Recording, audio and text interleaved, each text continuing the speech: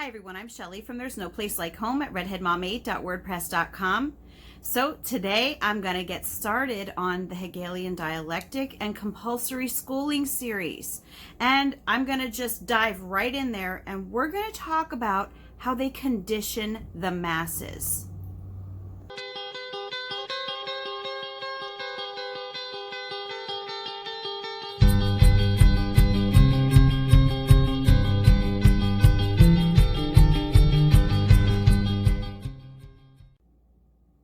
So for those of you who may have missed my introductory video on this series, or who simply don't know what the Hegelian Dialectic is, very quickly I'm just going to let you know that what the Hegelian Dialectic means is problem, reaction, solution.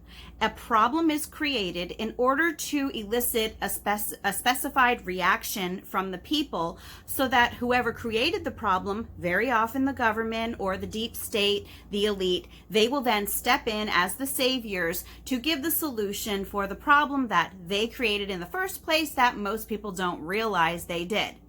And you know what? Compulsory schooling falls into this category. Now, there are three different ways that the Hegelian dialectic can be used, three that I can think of. There are probably more, but the three main ways that I have seen it used is they use this problem reaction solution to create a distraction. Very often there are things going on, especially in our government, that they don't want the people focusing on. So what they will do is they will create a distraction so that people start looking one way instead of the other way. Another way that the Hegelian dialectic is used is it will be used to justify actions that the government wants to take. They may not have like a really good reason to do something that they want to do. So what they will do is they will create a problem that they can then step in and use their intended reaction as the solution. And the third way, and this is the way that it is used when it comes to the compulsory school situation, is they want to use this to alter human behavior.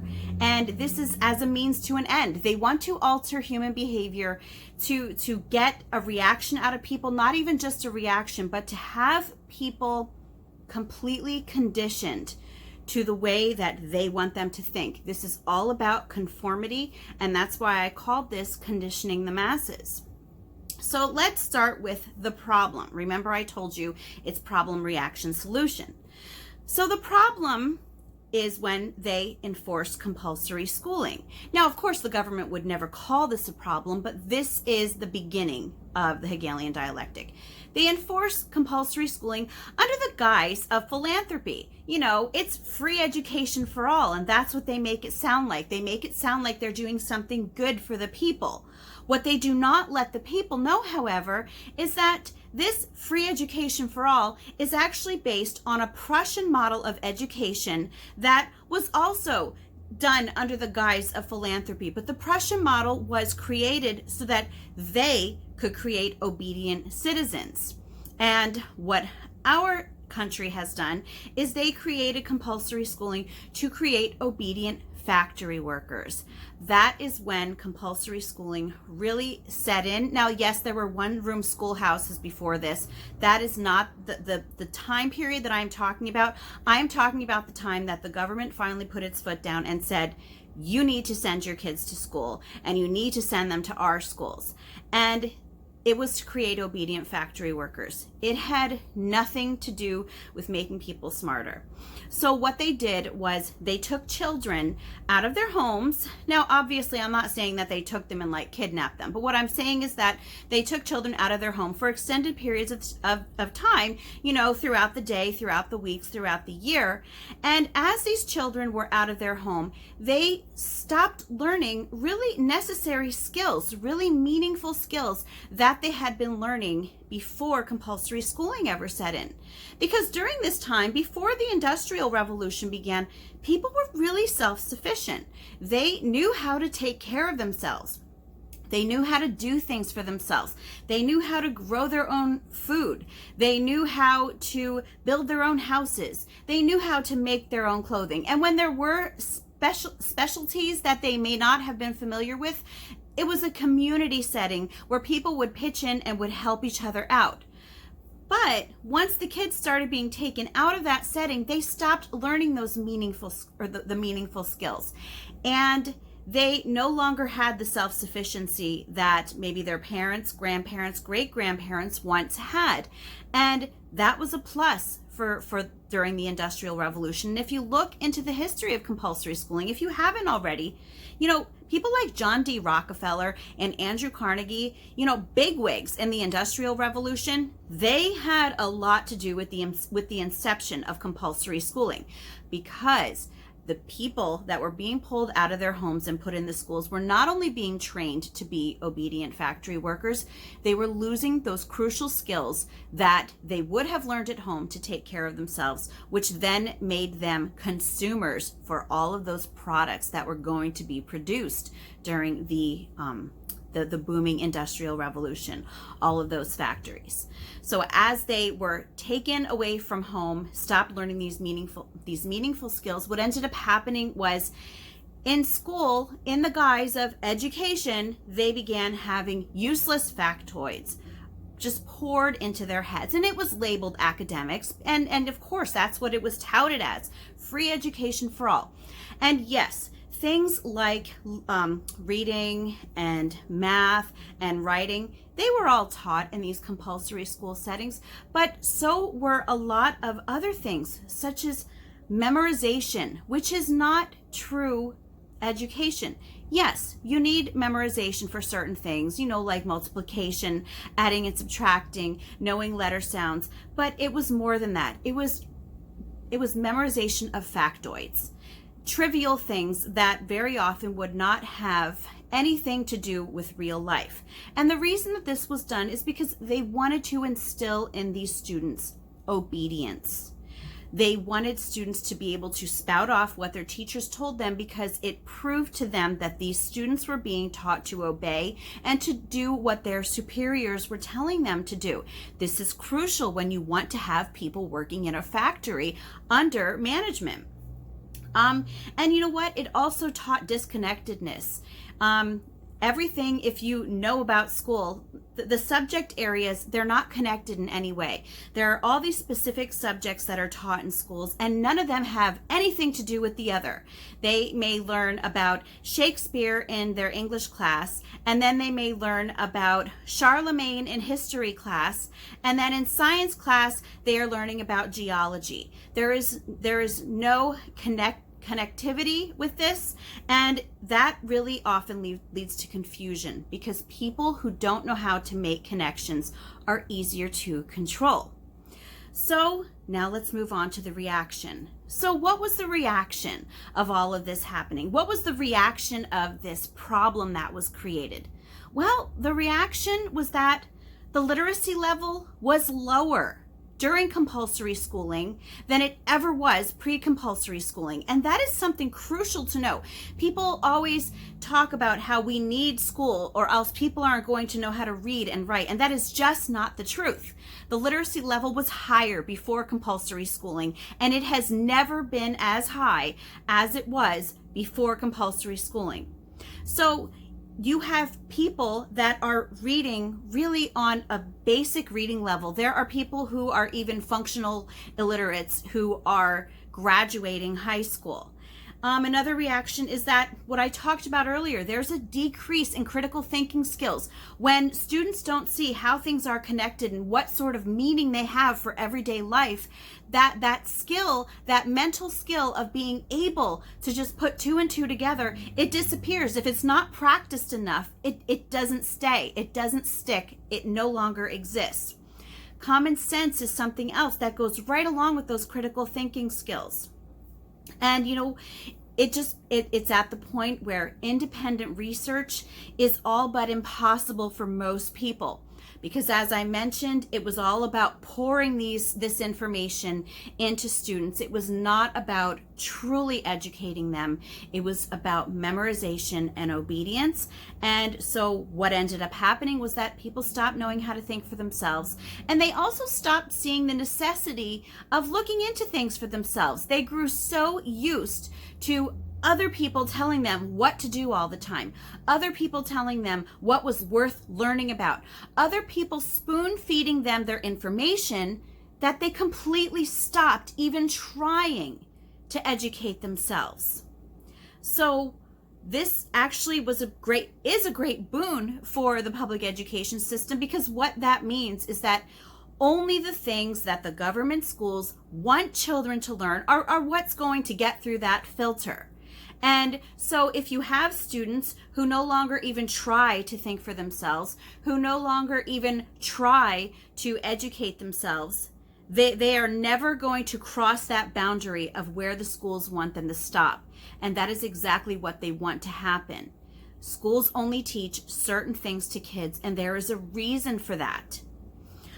So then what's happening now is there are so many low-skilled employees because of the poor quality of education, because they are not being educated, they are being schooled, and those are two completely different things. So you have cashiers in stores now who can't even count back change if their register goes on the fritz, or if someone gives them an unexpected amount of money that they didn't type in. They don't even have the basic math skills to count back change anymore. And even those who are academically successful, or even those who are on the higher rungs of the ladder in employment settings, they're often sorely lacking in thinking for themselves too. They're still stuck on that hamster wheel of just doing what they're told, and never even trying to start looking into things for themselves and question anything that is being told to them. But you know what? Another part of this reaction is that even though most people have fallen for this, they have fallen for this complete social engineering experiment, this mass conditioning, even though they've fallen for it, a lot of people also realize that something is amiss. They know that something is not right. And I think that a lot of people can't really put their finger on it, but instinctively they know that this is not the way that education should be. So what do? They start demanding education reform. They start demanding more schooling, and they start pleading for help from the very people who started the problem to begin with. Do you see what I'm getting at? They go to the government for help. The very government that created the problem, they are now looking to for the solution. And that's what we're going to move on to next, is the solution. So once people start going to the government for help, when they see all of these problems in the schools, not just academically, but crime is on the rise in schools. Teachers no longer can discipline students. So there are so many factors that are coming into play with the failure of schools, and people look to the government. They look to the government for all of the answers.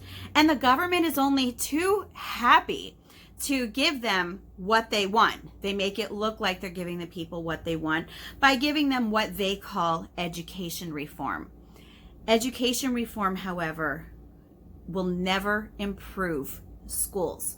No matter what they do, no matter what techniques they instill, education reform will never make schools better. Do you know why that is? Because schools are already doing what the government wants them to do. They are working perfectly if you are looking at the way that they were originally intended to work. They are indoctrinating, they are conditioning people, and they are taking away people's critical thinking skills, their common sense, and the initiative to ask questions. So yeah, the government, they're only too happy to ask for more tax dollars for all that education reform that you're looking for.